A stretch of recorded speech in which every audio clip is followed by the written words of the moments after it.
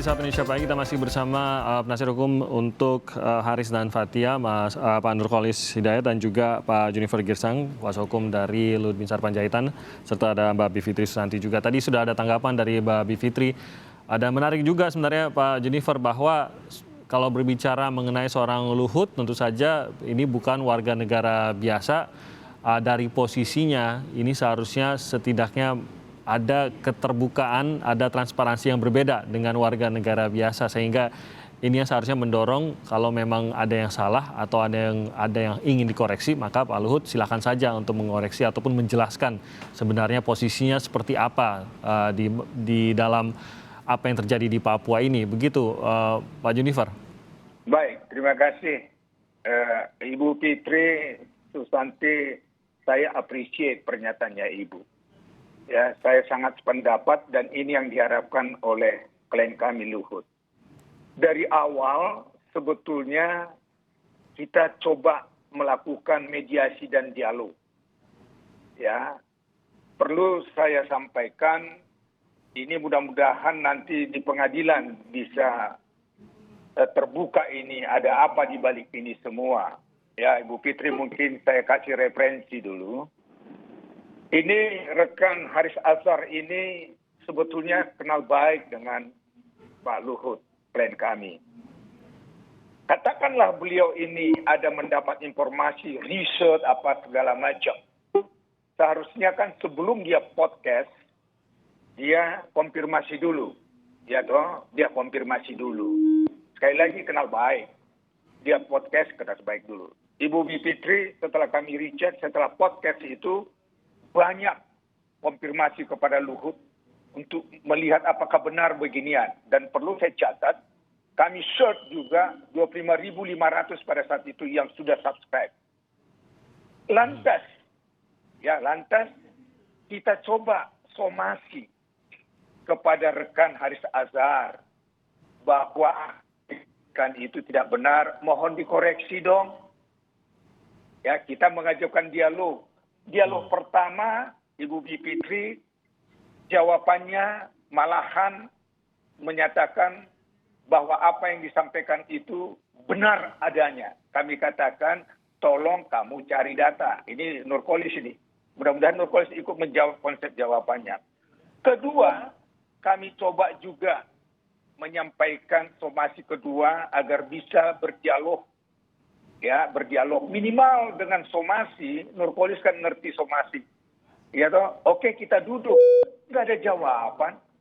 Malahan jawabannya itu tidak substansial. Kemudian mengekspos. Ya toh, di media. Malahan membentuk opini, Ibu Fitri. Ya toh, sementara klien kami, nama baiknya dicemarkan, nama kehormatannya pribadinya diganggu. Perlu catatan satu lagi, Bu Fitri. Ya, Ibu Fitri mungkin ingat, pada saat beliau bikin podcast, itu terjadi bulan Juli tahun 2020, pada saat itu Delta sedang ganas-ganasnya. Sementara ketua Satgas itu adalah Luhut. Banyak masyarakat yang tewas atau meninggal. Akhirnya terkonsentrasi dengan podcast-podcast yang tidak bermutu. Dan ini pun kita coba berdialog.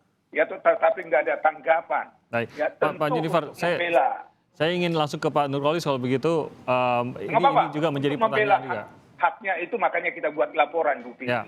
Ya, itu yang alasannya tadi dipertanyakan. Baik, nah Pak Nurkolis ini juga menjadi pertanyaan juga mengapa pada saat ada kesempatan mediasi ini beberapa kali tidak hadir juga untuk mediasi. Apakah memang ini pernyataan sikap atau apa sebenarnya Pak Nurkolis? Saya koreksi. Itu kita hadir dan agak terputus Pak Nurkolis, bisa diulang?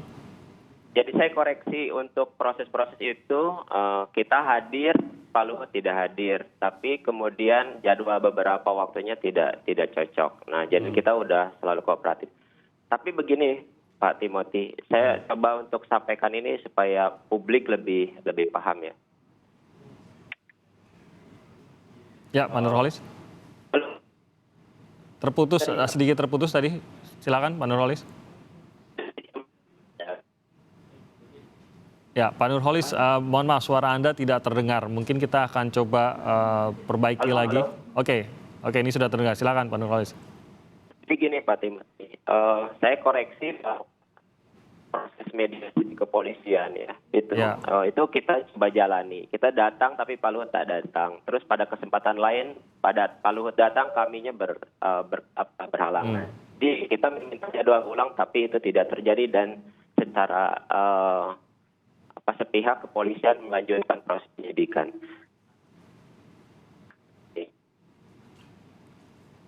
Ya, Pak Nurholis, mohon maaf sekali. Kami baru saja mendapat sampai sama-sama ada kesempatan tidak datang di mediasi, Pak Luhut ada yang tidak datang dan Mas Haris dan juga Mbak Fathia juga ada kesempatan yang tidak hadir juga karena berhalangan. Tapi setelah itu suaranya hilang nih Mas Nurholis, kita belum bisa mendengar suara Mas Nurholis. Halo, Mas Nurholis? Ya. Ya, oke. Anda bisa dengar suara saya? Oke, tampaknya Mas Nurholis kalau begitu kita coba koneksi lagi ya. Kita coba perbarui koneksi dengan Pak Nurholis saat lagi kita nanti akan mendengar jawaban atau tanggapan dari Pak Nurholis. Sebelumnya saya ke Mbak Bivitri terlebih dahulu bahwa apakah ya sekali lagi bahwa yang ini disayangkan di sini adalah bagaimana kalau ke depannya ini para aktivis ini menjadi khawatir untuk lebih bersuara. Tapi di sisi lain memang diharapkan ada data yang bisa mendukung. Apakah sampai harus segitunya kah pada saat seorang aktivis ini bergerak harus sampai sudah siap menghadapi pengadilan sebelum bersuarakah? Tidak bisa hanya sekedar mungkin membangun kesadaran publik atau membangun keingintahuan publik mengenai suatu peristiwa atau suatu keterkaitan antara seorang pejabat dan lain-lain begitu Mbak Bivitri? Ya, itulah masalahnya Mas Timothy. Saya kira ini pertanyaan yang sangat penting ya. Karena kan kita jadi sekali lagi punya pertanyaan, ada apa sebenarnya dengan Haris dan Fathia? Karena kita juga pada saat yang bersamaan sudah melihat bahwa ada SKB ya soalnya mengenai Undang-Undang ITE. Karena ini kan yang disoal Undang-Undang ITE. Saya kira publik sudah tahu bahwa Undang-Undang ITE ini memang sangat-sangat bermasalah. Sehingga sudah muncul juga tuntutan untuk menggantinya. Tapi justru ini yang digunakan. Tapi sementara belum diganti ada SKB. Ada juga restoratif justice yang saya mengikuti itu media sosialnya Kejaksaan. Luar biasa bangganya Kejaksaan betapa banyaknya yang sudah diselesaikan dengan restoratif justice. Tapi mengapa tidak dalam konteks Haris dan Fathia ini? Itu juga pertanyaan besar kita yang kemudian akan mengantarkan kita pada situasi tidak setara dalam negara hukum kita ini. Gitu. Jadi sekali lagi saya kira pertanyaan Mas Timothy tadi kan jadi gimana nih? Apakah kita jadi harus takut? Saya kira iklimnya sekarang seperti itu sayangnya. Ya sekali lagi kalau dalam sebuah negara yang demokrasi dan keadaban pejabat publiknya baik, sebenarnya hukum tidak perlu begitu sering digunakan. Coba perhatikan negara-negara yang demokrasinya sudah lebih baik. Dan negara kita, kalau kita lihat dari misalnya demokrasi indeks dari The Economist Intelligence Unit, memang yang angkanya kecil yang bikin kita jeblok jadi flawed demokrasi itu adalah civic space. Kebebasan berbicara kita sangat minim karena begitu ada kritik, kalau tidak dibungkam dengan cara-cara misalnya melalui internet begitu ya, ada doxing, kemudian ada peretasan secara fisik, apalagi yang bukan aktivis dan bukan aktivis terkenal, itu sering sekali mahasiswa digebuki dan lain sebagainya ketika demonstrasi. Tapi yang ketiga ini memang jadi fenomena yang sering kali muncul, yaitu judicial harassment. Penggunaan perangkat hukum, baik undang-undang yang tidak adil seperti Undang-Undang ITE, maupun aparat penegak hukum yang tentu saja akan lebih berpihak pada pejabat publik untuk menekan orang-orang yang melakukan kritik terlalu keras. Dan ini tidak yang pertama kali, bahkan sudah dibahas. Bahkan di negara-negara lain juga ada fenomena yang serupa tentang bagaimana menggunakan hukum seakan-akan segala-galanya menjadi benar, apalagi ketika kita dihadapkan pada dialog seperti misalnya dengan pengacara senior seperti Pak Junifer yang akan mampu tentu saja dengan sangat baik menjelaskan prosedur hukum acara pidana, tapi esensinya bahwa yang tengah dilakukan adalah hukum yang tidak adil bagi orang yang mengkritik, jadi tidak muncul. Jadi seakan-akan namanya autocratic legalism, legalisme yang sebenarnya ciri-cirinya autokratisme. Jadi kita akan bisa manggut-manggut, oh ya benar juga ya, ini salah dan seterusnya. Tapi itu semua seakan-akan salah, karena pandangan yang legalisme tadi dijustifikasi oleh penegak hukum dan undang-undang yang tidak adil. Tapi sebenarnya yang terjadi adalah judicial harassment tadi. Nah ini juga sebenarnya ditanggung juga oleh Pak Luhut nih Pak Junifer, bahwa satu hal mengapa Pak Luhut mengajukan ini ke kepolisian adalah karena ingin menjernihkan namanya dalam hal ini. Tapi di sisi lain yang didapat oleh Pak Luhut juga adalah Pak Luhut ini menjadi terlihat seperti seorang pejabat yang takut dikritisi, seorang pejabat yang mempermasalahkan kritik yang jatuh kepada dia, ataupun akhirnya jadi negatif lah. Ada unsur negatif dari pandangan masyarakat terhadap pejabat yang tidak mau dikritisi, dan akhirnya hal-hal seperti ini harus ditanggung oleh Pak Luhut juga. Baik. Begini, sekali lagi saya pribadi dan saya tahu kualitas dan karakter dari klien kami Luhut, Pak Luhut. Beliau itu tidak anti kritik. Sekali lagi ya, beliau itu senang dikritik. Sangat senang dikritik. Apabila kritikan itu konstruktif, bukan destruktif. Ini kan sudah destruktif, Ibu Fitri. Ya, ini destruktif karena tidak ada data, fakta, telah memfitnah, mencemarkan nama baiknya. Saya kira Bu Fitri juga, saya pribadi tentu sama seperti akan dilakukan oleh Pak Luhut, walaupun pejabat dan tidak pejabat. Kalau sudah fitnah, pencemaran, mencemarkan nama baik, kehormatan keluarganya, apa Anda terima? Apa saya terima? Itu ada hak hukum kita. Sekali lagi, silakan kritik. Tetapi kritik itu yang namanya konstruktif. Ini kan negara hukum. Tadi Bu Fitri bilang, semua itu dasarnya legisme. Betul. Ya, kalau tidak, negara ini akan kacau balau. Semua akan memberikan komentar-komentar, kritik-kritik. Kemudian kritikan itu mencederai nama baik.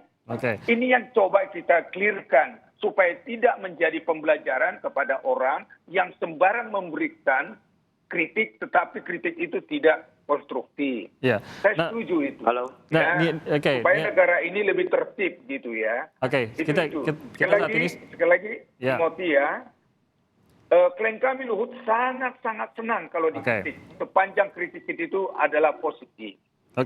Nah ini sebenarnya ya kritikan yang konstruktif ya menjadi prasyarat lah begitu Pak Junifer. Tapi di sisi lain kan sebenarnya sekali lagi pada saat kritik datang khususnya kepada seorang pejabat, ya silakan saja sang pejabat menjelaskan dan buka-bukaan saja, karena ada transparansi yang berbeda yang memang secara hukum juga yang diemban oleh pejabat publik dibandingkan dengan warga negara biasa begitu. Tidakkah itu seharusnya menjadi solusinya begitu, bukan dan bukannya malah membawa jalur hukum.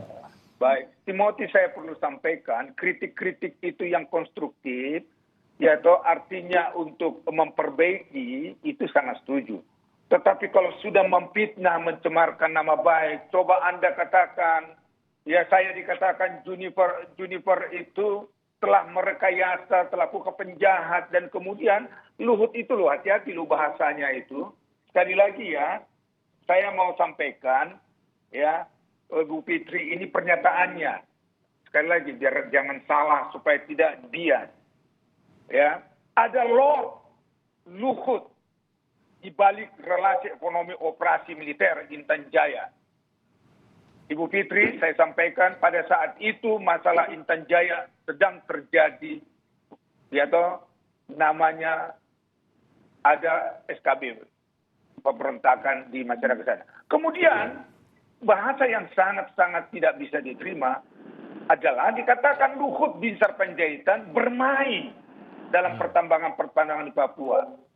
Ini kan sama aja mencederai nama baiknya, kehormatan keluarganya. Padahal saya sampaikan, data yang ada, fakta yang ada, Luhut tidak ada di sana. Itu data, tentu kita bermain data.